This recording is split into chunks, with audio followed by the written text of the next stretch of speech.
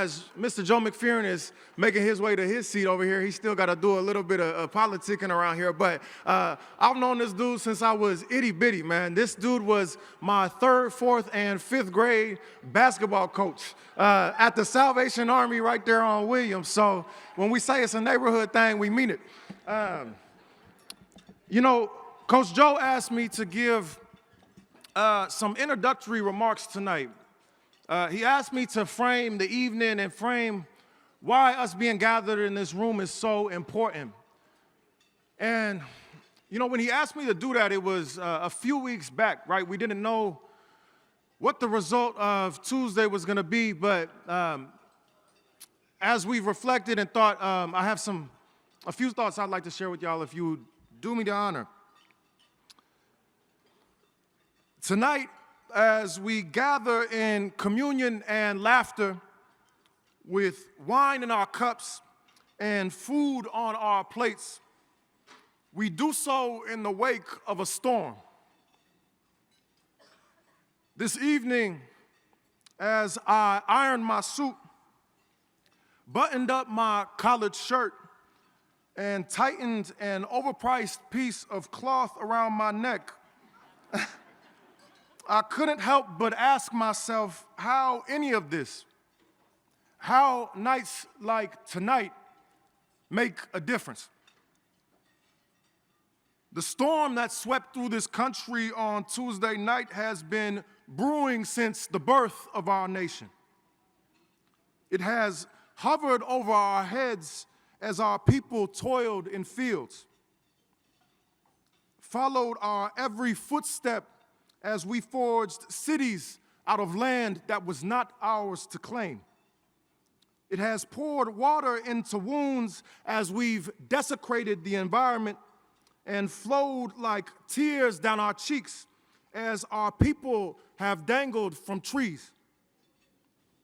This storm has been watching us, you see. It has watched through broken windows as we denied women their fundamental rights. It has flooded our streets with setbacks and eroded our sense of community. Whipped wind across our faces and dirt into our eyelids as we tried to look out and envision a better future. This storm has not been easy on us. As a struggling student completing a 5th year of high school, the first collared shirt I ever owned was given to me secondhand, wrapped in a garbage bag. What I knew then, but only found the words for now, is that this country has pointed us to a dumpster and told us that if we look hard enough, we might just find our freedom. That if we rummage through the rubble, we might just find the bootstraps we need to pull ourselves up. For centuries, the people in this room, our family members, neighbors, and friends, our children and grandchildren, and their children after them have been fed the discarded scraps of a broken society. So you see, I mean it when I say I looked in the mirror tonight and had to ask myself, how does any of this make a difference? We are gathered here in the wake of a storm. I may not know much, but I know there are people in this room who can tell you about the weather. Our black children experiencing gun violence can tell you about the weather. Our Latina sister translating legal documents for her family while working her way through a pre-apprenticeship program can tell you about the weather. Our native brother breathing polluted air can tell you about the weather. That kid who got kicked out of school because the chaos of life spilled over into the classroom can tell you about the weather across this city, across this state, across this country. Poor folk can tell you about the weather. Because we know the difference between the finality of a wake and thunder that has yet to pass. between the limping peace that comes with the end of the damage and the misleading respite that accompanies the eye of the storm.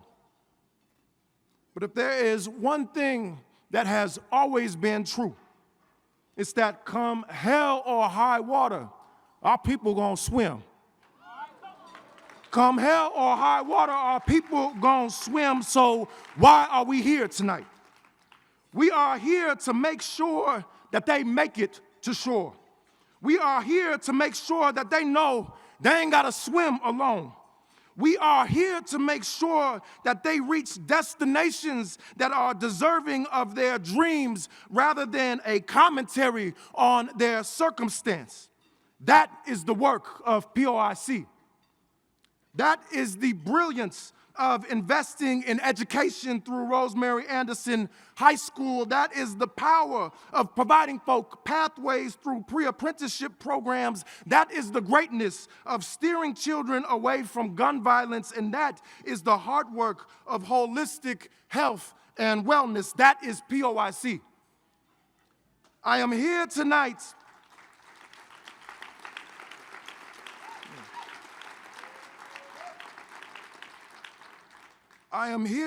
to tell you that it is okay to grieve,